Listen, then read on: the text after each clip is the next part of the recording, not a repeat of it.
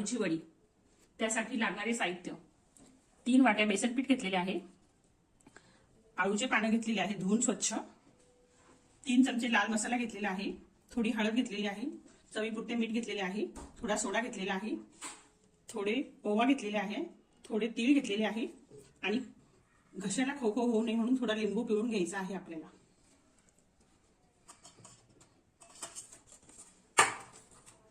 प्रथम आपण लाल तिखट टाकूया, थोडी हळद टाकूया, थोडा सोडा टाकूया, त्याच्यामुळे आपल्याला सॉफ्ट होणार आहे। चवीपुरते मीठ टाकूया, थोडा लिंबू पिळून टाकूया, त्याच्यामुळे घशाला खो-खो येणार नाही।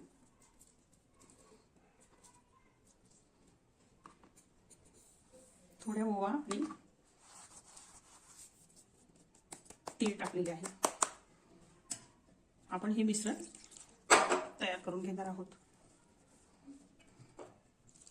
अशा प्रकारे आपले मिश्रण तयार झालेले आहे। आपण आता आळूचे पान घेणार आहोत। त्याला देठ असल्यामुळे आपण त्याला थोडं लाटून घेणार आहोत, त्याच्यामुळे काय होतं, शिरा सगळ्या दबल्या जातात।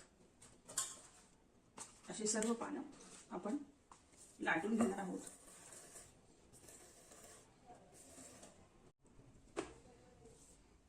आपण आता पीठ लावून घेऊया।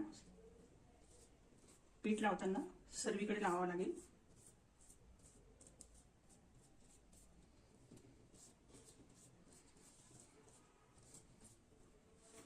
पीठ थोडे कडक घ्यावे लागेल, त्याच्यामुळे काय होतं, सगळीकडे लागते। त्याच्यावर आपण दुसरे पान ठेवूया।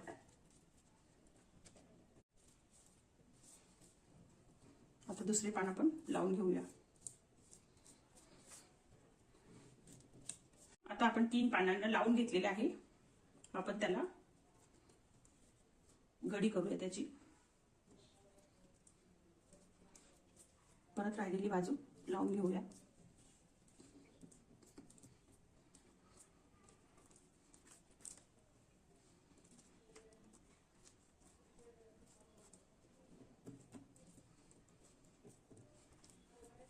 आता आपण कुकरच्या डब्यामध्ये तेल लावून घेतलेले आहे, त्याच्यात आपण वडी ठेवूया।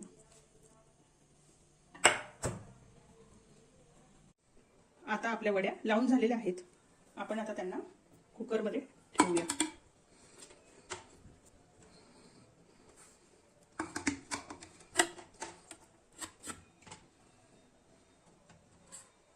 आता आपण 4 ते 5 शिट्ट्या मारून घेऊया।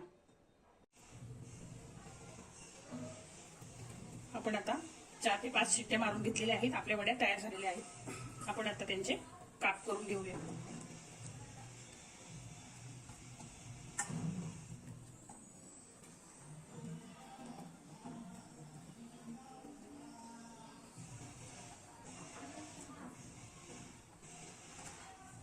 आता आपण एक एक तेलात टाकूया।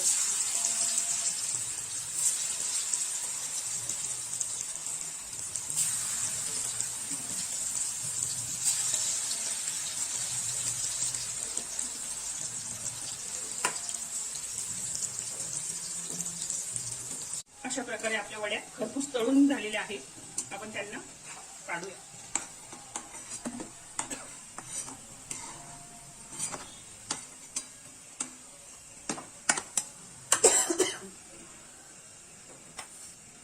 त्याच्यावर तीळ टाकूया।